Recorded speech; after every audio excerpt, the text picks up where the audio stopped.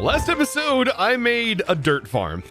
It sounds really weird that I spent the time to make something that I could gather so easily with a machine and tear up the world. But that's exactly the case. We would have to destroy huge parts of the world, and I don't want to do that. So I went ahead and I made myself a dirt farm. Now today is going to be a little bit interesting. Notice, a little bit of the dirt that I was wearing has dried up, and that's because we are going to be making some of the products of the dirt today and adding it to our farm here. Now, I've already done a little bit of expansion. Yes, I added 3 more layers of the exact same farm up here, making this significantly faster. So this allows me to make so much more dirt. And we are already setting at 52,000 dirt. And it's like the longer I stand here, the more dirt builds up inside this vault, which I think can hold like 92,000 or something like that items. So yes, this whole vault is going to be the primary storage for our regular dirt.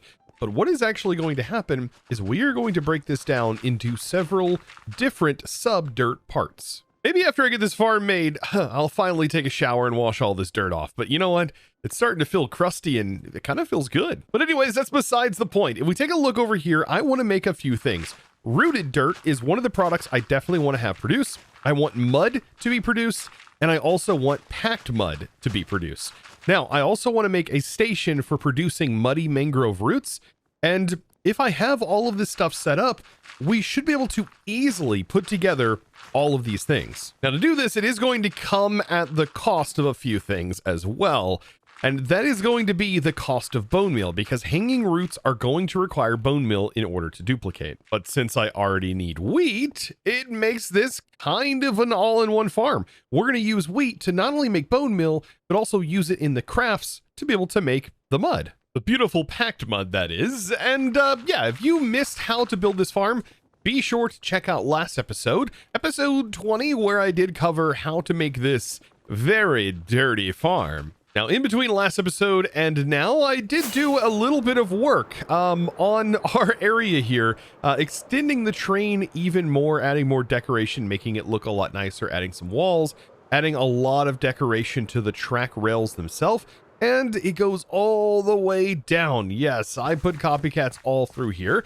And, well, it was a very, very fun stream hanging with you guys over on Twitch. So if you haven't followed me over there, definitely be sure to do that at twitch.tv/ChosenArchitect. And what I ended up doing was building some nice retaining walls here and added some light fixtures, but also added some girders to make it look like there's some support, or there used to be a lot of support holding these walls together. And with all that out of the way, I want to jump back into figuring out this dirt situation. So I'm thinking, if I line these up just right, what I can end up with is a spot for wheat, and then we'll have a spot for the bone meal. And then over here, what I'm going to do is I'm going to have a spot for mud. I'm going to have a spot for making the packed mud, and also a spot for making the rooted dirt. And we are also going to have to use some of the back area here for just constantly using some of that bone meal to make some of the hanging roots. And I'm hoping there's going to be leftover bone meal that I could also use and ship and add onto my train. And that would allow me to, well, satisfy some of the other farms I might have in the future. Now, these vaults, while they are going to be a 3x3, they are not going to be as long as the max size, which goes up to 9 blocks. Instead, these might end up being closer to 5 in size. It's still going to hold a lot of resources, but what I want is I want it to still allow me to place this on it.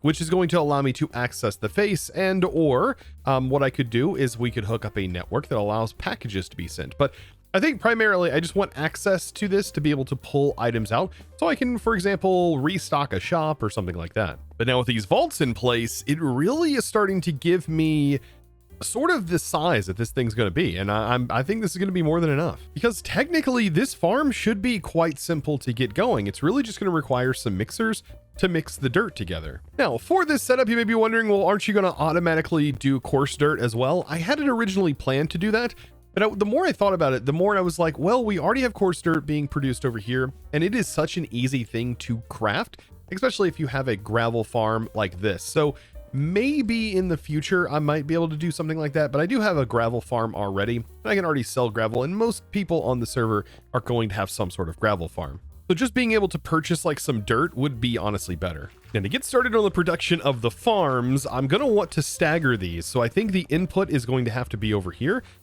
So we are going to simply have a mixer for all three of these to be able to work. I'm trying to think about this. So if I have a depot here, we can have a drain that gets sent along. And so that means for this one, we can just have the mixer simply set up right here. So place that down. That will then downspout onto the drain, go onto the depot, and then I can just funnel it right into the vault. I think that will work out really well. Over here, what we could do is we can expand this out a little bit more. So I will have a drain again, but this time we'll do another drain. And I want to leave the depots, I think, on the same spot. We'll just have them kind of extend a bit further each time. So that way I could easily run belts or many things. Like I can, for example, I don't know, run another drain system possibly from over here. It'll just make it a little bit easier to split the dirt in the future, which we'll get into here in a second. But yeah, I mean, this right here is what we're going to need in order to get this fully up and running. That's sort of the thing with Create, right? You have to build this kind of in reverse, technically. I've always said that about Create. Reverse building. That's the best way to set up these farms. The more that I get to thinking about this, the more you're going to start seeing how I plan on bridging this dirt. So I think what we're going to do is I am going to launch dirt from all the way over here, basically to this point right here. That allows me to have some room to transfer some of these other products over into different places. But how am I going to evenly distribute that dirt? Well, thankfully, the mechanical arm is going to come in here. It has an option to distribute in forced round robin mode, and I can allow it to send to very specific depots that are all lined up here. This will be the input depot, which it should be able to receive product. I'm hoping can receive product directly right here. And if I need to move this over, so this has a nice line of sight to that, I could probably move it right into the center here. But this is going to pick it up off the depot, and it is going to evenly distribute each time it receives, and over again split the stacks of dirt perfectly, so that way all of these will be, well, sort of evenly set up. I mean, what I'm trying to say here is I just want to balance the dirt. So I can set this as the take, and then these as the receiving, and voila, we're ready to go. This does need power, but we'll probably power that with all of the other stuff. Now, let's talk about the weighted ejector. I want the weighted ejector to send to this depot. So I've got to set the target just like this, and I am going to move it right about here, and that is going to be perfect. Now, unfortunately, we have to deal with that bug where the funnel is just not sending directly to this the way I'd want it to. And then I want the brass funnel to take the items and then store it onto the plate. But I want it to only keep 64 in stock. And only send 64 at a time. I think there might be a weird issue where this can throw items onto here and sometimes it'll overfill. All kinds of weird stuff. But I also got to get some power from over here and run it up underneath this, so that way I can power this weighted ejector. And perfect. I have the gearbox running over here, powering this. This is ready to be sent over here. Now we got to start worrying about processing and getting all of these powered up. Now I've got just about everything ready to go, I think. So the way I'm thinking about this is going to be the regular dirt that gets sent in. This is making mud. Very, very easy. We do have to pump water into this, but that shouldn't be too difficult to add into the setup here. And then right here, this is going to be making mud as well. So we are going to have this evenly split, going to basically take a stack and split it between all of them. And I have to recreate mud making over here as well. I'm not going to utilize the same mud, but we have nice solid assembly lines. But this is going to have to output, and I am going to need to get it from here to here. And I think I can use a weighted ejector on this. I just have to define this being the entry point, and then set that there, and then just simply combine in a shaft into here, and a gearbox into here. Perfect. So this should automatically output onto this, and then that get flung into here, assuming that this operation also isn't borked. Both these farms are going to need an infinite supply of water, and I can do that by placing some water in like this, using a mechanical pump. And if I'm fast enough, hopefully I can get the mechanical pump in place without generating water. You know what? I probably shouldn't power this on until I have this ready to go. There we go. That's much better. And I know the mixer, it looks kind of weird having this, but the mixer actually goes straight through the basin, which is really, really nice. Also, by the way, the weighted ejector allows the items to go straight through the top of the mixer as well, being able to land into the basin. And I believe turning this back on should get that powered up and the water should be flowing very nice. Now, I tell you what, the more I work on this project, the more I realize I need to get a toolbox system set up sooner than later. That is definitely going to be a project I work on, I think, after this one. But for right now, let's go ahead. I've almost got everything ready to go. I got everything piped up. I'm starting to get things powered. Things are starting to look really good. I'm going to use a chain drive here, rotate the power, and get this spinning up. Now, so far, everything is looking mighty fine, but now's where we've got to start working on a few other projects. So I need a mega wheat farm, and we need to use this for one, making bone meal, but also for the wheat itself. So there's a little bit of logistics that's going to need to be done there, and also figuring out, well, where am I going to even put such a farm? For the wheat farm, I'm thinking we could utilize this area right over here, and I think we could even expand it into the back, maybe add into the wall a little bit. You know what? I think this is just the perfect time for a beautiful farming time lapse.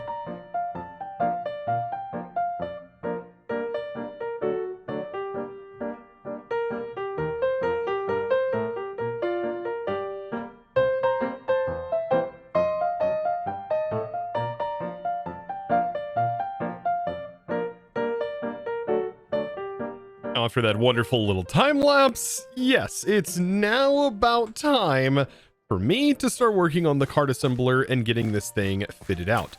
So I'm thinking 1, 2, 3, 4, 5, 6, 7, 8, 9 is about how far I want this to extend. And the cool thing is when it goes around corners and stuff, it's going to like completely change orientations and stuff. It'll be pretty interesting looking, but yes, it should be able to harvest most of this. If not, I may stop it, for example, and continue adding, but I also did run out of seeds, so I'm hoping that it can farm up some seeds for me so I can continue to fill out the rest of this area. It is going to take a lot to get this done. Now, we need to start off first with some sort of interface. Now, I'm going to technically have a vault that runs along the top here, and I think I'm going to evenly distribute that on the top. And then I need an interface that I could use to send my items around. And that usually has a block in between, and then I will fill that in like this. Perfect. So we are going to access these items with this right here, and we're going to end up sending that into our vault. So it's going to go into this vault, and then this one will end up being bone meal, which we'll end up handling after the fact. But for right now, let's continue this. So I need to then go to the bottom here and probably add some starter blocks. Give or take. I think I'm gonna have to do it like this because this is just like the plows. There has to be something that it is attached to. So for example, right here, it's attached to this. And then once it is attached, I can't add more. So I'm going to have to add a block each time I do this. Or I could just add what I actually want to be here. And that is the 9 trapdoors. So 1, 2, 3, 4, 5, 6, 7, 8, and 9. Beautiful. And I'll get all of this attached. So this will be our first like large harvester. Now I did decide to go a little bit extra here. Not 100% necessary with a farm like this. You could be very bland, but I wanted to make it look more like a 4-wheeler. So that's exactly what I've done here. I think this is going to look very, very nice. And I do have to get the majority of this attached here. Let's get that.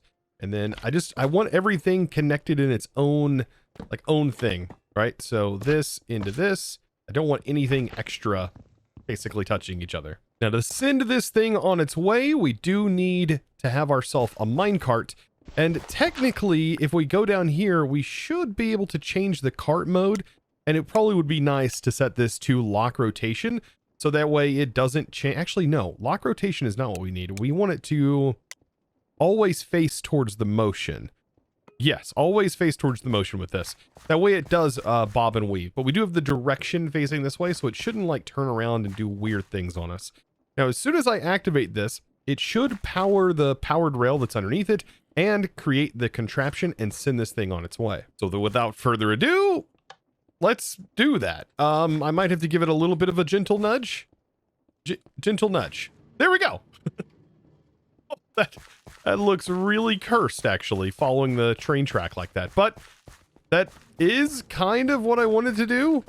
Man, I might actually want to set it to lock rotation. I'm unsure how that's actually going to look. This might have a hard time harvesting all of this if it just maintains its rotation like that. Oh, that's not good. I guess I could try all of the different methods here. This is pause anchors while rotating.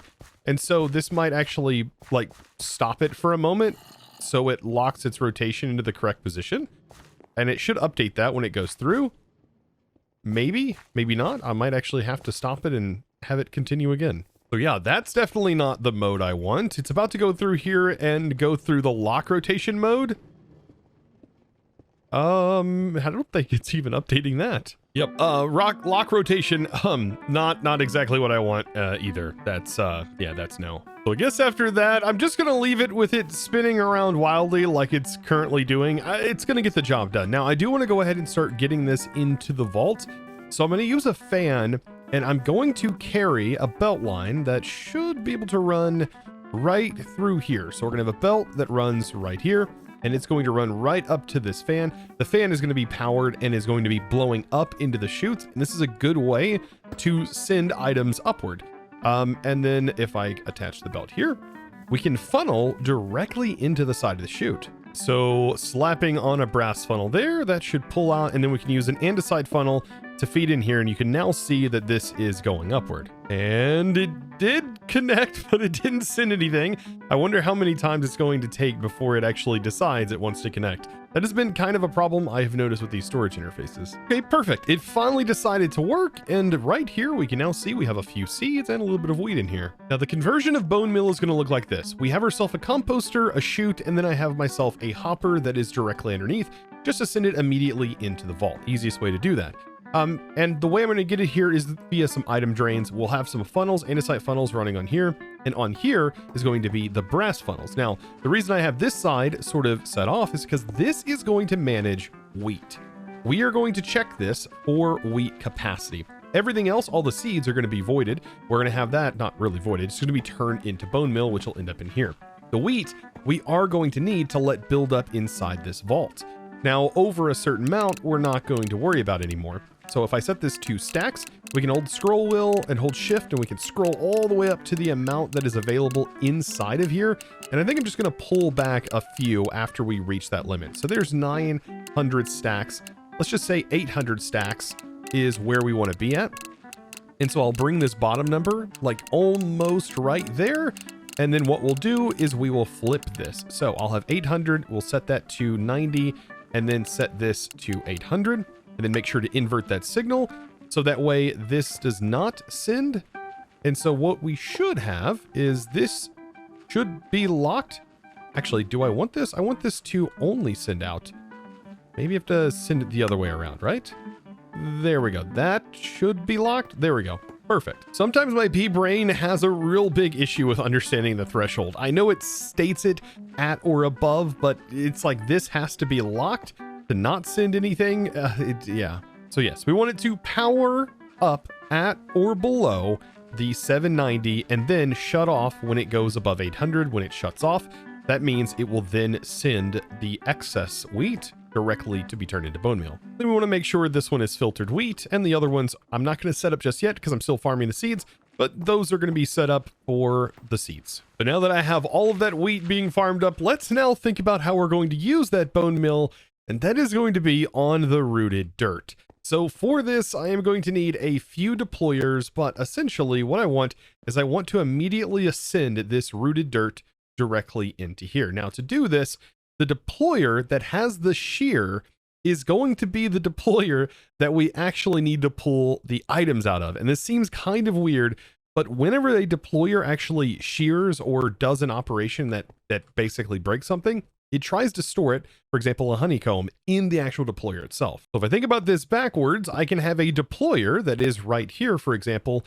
that is 2 blocks away. So we have, or a single block away, and then we need the rooted dirt to technically, if I go up one, we need the rooted dirt to be right here. And this is where we are going to grow the roots. This is going to shear the roots. And so on the back here somewhere or up top, we need to also have a deployer that is bone milling, or we can use vanilla. You know what? I'm kind of thinking I should probably use vanilla. And what exactly do I mean by vanilla? Well, a good old-fashioned dispenser, which can also use bone meal on here. So I can have a dispenser placed the other way around. I wonder, can my wrench rotate this? Yes. Oh, it can rotate it. Okay, so we can have this facing the other direction, facing east, just like that. And we just have to give this a pulse. And so if we pulse this, let's go ahead and get this up here, and we feed this bone meal, I mean, this is just going to continue to grow that root. And then this is going to continue to shear so long as it has some rotational power. We are going to need to provide this, though, with some shears. So a chute on the top with a double chest to fill with shears for now. We might end up doing a vault later on, like completely filled with these. But, I mean, this right here is pretty simple. The only filter that's going to be needed is a single rooted dirt right on here to make sure it pulls that rooted dirt out of this and sends it on its way. And I love how we keep calling it rooted dirt. It's not rooted dirt, it's hanging roots. That's what we're farming. But it's for the rooted dirt, which we're going to be auto-crafting. Now let's go ahead and test if this is going to work. Now we do have to put this in use mode. So you use your wrench, right click on the middle section. It is now in use mode technically. And then we give it some shears to use. And then up top here, I'll give it another shear for backup. And then we need the bone meal. We'll put the bone meal in here, and then we'll give it... Oh, let me go ahead. Up. And go up with it. There we go. And then I just put the timer on it. All right. So just like that, that grows it. That gets sheared. And then we have hanging roots going inside the basin. That's basically it. Now, there is one thing I didn't actually test for. Does it stop shearing if the inventory's full? I think it does. And with a final inspection here, yes, it does. This is filled with 64, and then we have the roots that are here, and this says deployer cannot activate because there are excess materials in here, and as soon as we pull those hanging roots out, this should then kick back on. And that's actually what we want. Now, when it comes to getting the bone meal out of here, I need to line up just right here so that way I can send it out onto the weighted ejector and then send it over here into this farm. And what I've done is I've added a belt, and I didn't know this, but it's kind of cool. Like the belt, when they're encased, they give this a nice little arch here. I'm assuming items are able to go underneath this belt. That totally makes sense. But I have a depot here, so that way I can use the depot as a storing for this ejector, and it will look for the items on here, and it shouldn't send or launch any if this is filled. And then I'll just simply send it over here, making sure to put a trapdoor on this side, so that way if it is filled, it'll fill the belt line and become locked up when the dispenser is full of bone meal. I don't know if we're going to encounter that issue for a while, but that is something I need to account for. And then we're going to have a funnel that pulls the items in, or at least it should pull the items in, just like that. And then a brass funnel that sends the items out. Okay, so now we have to get the weighted ejector to send all the way over here. And that's the fun part. Shift right click onto this, and then I just need to work my way all the way over here, ignoring my trucks that are here. They won't be in the way later on, but there we go. And I just got to get this powered up. Now back to my seeds and my crop farm. I did find that this was struggling a little bit. For some reason, it does struggle with like funnels and pulling out. So I decided to put a hopper down here because I remember in the past, this used to kind of trigger this to work. So if you are struggling like I am, definitely place a hopper down in the bottom. And I think that forces this to do requests more often. And so it will allow it to trigger this. So yeah, very weird bug, but it does work. So just put a hopper underneath and it seems like it works every time now. Now I went ahead and moved my trucks and we are almost ready. I've got most of the wheat placed in. It's really about to kick off. But this right here, I do need to move wheat and I'm going to use a weighted ejector just like this. So I'm going to have a drain. Now the weighted ejector is going to be perfectly in line. You can't make stuff like this up. This works phenomenally. I'm actually going to go ahead and link this and I want it to send into this basin. And my goodness, is that going to be a dunk situation? This has got to go such a long ways. And that is going to fit perfectly right there. And all I've got to do is rotate that to give it power. Oh, and then we just send it along. So I have the wheat in place just to test this.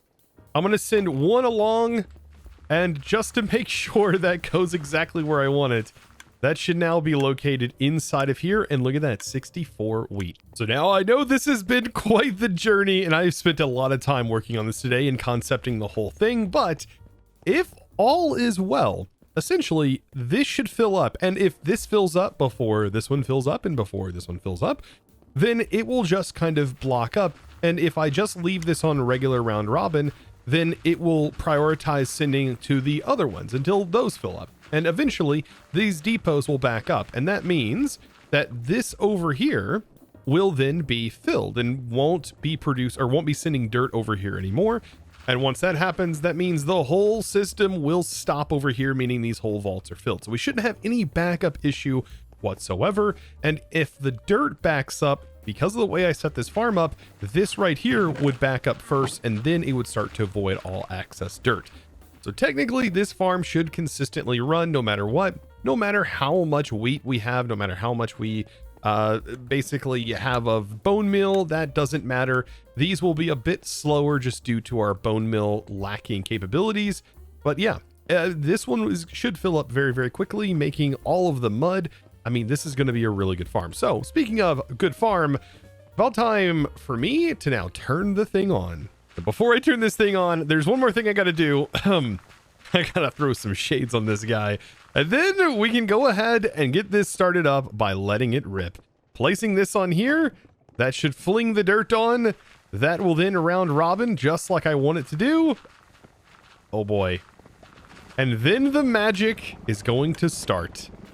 This is going to start processing all of the materials. For example, this should be making mud. Notice it's flinging the mud. The wheat is then also getting flung. And then over here, we have the dirt or the packed mud that's being produced. Right over here, we have mud that's being stored. Oh, this is so good. And then right over here, slowly but surely, we have a problem because I didn't put a funnel on this one. Let's solve that problem. There we go. Funnel problem solved there. And look at that. We're now making rooted dirt. Now, I think this is where I am having a little bit of a problem. I think it is over sending sometimes on this. So if I limit this down to, for example, 1 stack, that might be the way to go. Because sometimes I think it is flinging more than it should. Like it's flinging there. It should not have sent another stack. Yeah, that's a bit of a problem. So how about only 1? Only send 1 at a time, and that should hopefully solve these problems. Now, the last thing on the list to do is to set our seeds. Now that I have all of the seeds planted and everything is covered, we can get this placed in, kick this on, and that is going to really jumpstart this bad boy. Now, I'm going to set these to up to 16 on each of them. But I don't think I'm going to have to even worry about this. I don't think this is producing enough to even worry about it, but these happen to hold 16 items, so that's what I'm going to set it to. Now, while these things are working really, really good, there are a few minor issues that I do have to come in here and fix. For some reason, weighted ejectors, when they become completely filled, will still go ahead and send all of their contents, even though the inventory is not ready for all of these items. And honestly, modifying this ejector is kind of a pain. If you have it placed inside, there's nothing on here that allows me to change it unless I can sneak in here right when it ejects, which I obviously can't. It doesn't appear. I mean, it is very hard to modify this weighted ejector. Like, can I modify it from the back? I might be able to. I was thinking the only thing that I could maybe think of is limit this to a stack size of 1. That way this stops and only sends whenever there is an available slot. I think that might be a better solution to this whole setup. But yeah, kind of weird. Weighted ejectors are a little bit odd, as you can see. Now, honestly, outside of that, I feel like everything else is going quite smoothly. I went ahead and set up the interfaces here so I can access it and pull out mud. We already have 1,400, and then I have almost 1,000 stored up in here, and then we have 100 rooted dirt already. I mean, this is a farm that if I AFK'd at it for maybe a couple of hours, we would have tons of built up root, and I think we would have these vaults looking mighty filled up for a while. And so that leaves me with this question. Do you like videos like these? Like, do you enjoy like learning a little bit about the create logistics side of things? Because of course, if you do, let me know down in the comments below, like, what's your thoughts on this? Do you like this style? Because this is my style. This is just how I do it. I like to explain. If you're new to the channel, this is just kind of how I go about things. Of course, I like to build and stuff, which we are going to be working on next episode. So this that you see behind me is going to be turned into a functioning train station. It's going to be a stopping destination for a train where we can pick up these items that can then be transferred along, sent to a train, and be delivered somewhere else. That's ultimately my goal. So I've got to come up with a design here. I think for the most part, I have it kind of fleshed out, but it is going to take some time. So I will be streaming over on Twitch, the whole building process. So if that's something you're interested in, be sure to follow me over on twitch.tv/ChosenArchitect, or you find an easy link down in the description below. And of course, next episode is where we're actually going to start setting up the logistics for our trains. We're going to have to customize a train, or the train that we currently have, customize it, allow us to store items on it, all kinds of fun stuff. We're going to get into all of the train logistics very, very soon. So guys, I look forward to, of course, seeing you in the next one. Be sure to click that subscribe button if you haven't already. And guys, it's now time to thank the amazing supporter of today's episode. And that amazing thanks, which I want to add to the back of my factory here, is going to go out to Maverick, or sorry, Melville Maverick. Thank you so much for your amazing support and choosing to support me over on the Discord by becoming a Discord premium member and supporting me in one of the best ways possible. Thank you so very much. And guys, I hope you did enjoy, and I can't wait to see you in the next one. And as always, thanks for watching.